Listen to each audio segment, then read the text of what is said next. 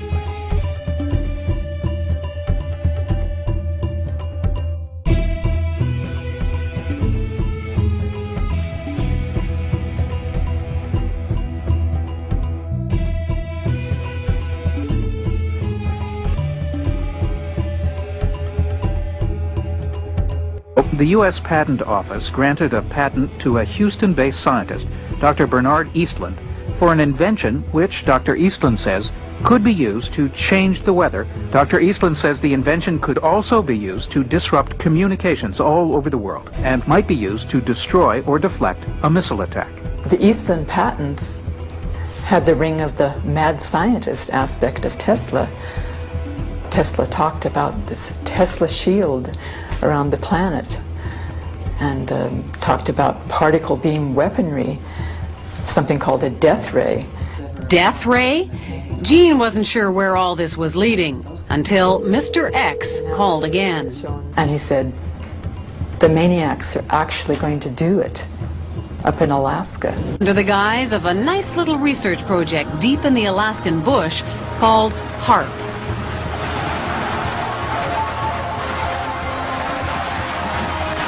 The basic concept is to build a very large antenna, then to utilize a large amount of power and to beam those radio waves up into the upper atmosphere. Have you approached the Pentagon with this invention?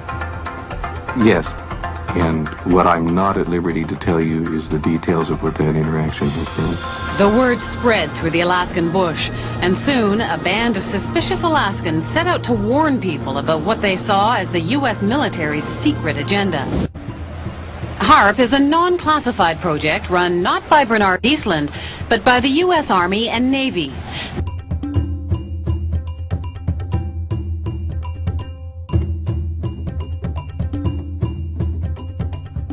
So how would you describe this world of E-Systems and Raytheon and HAARP? Dark.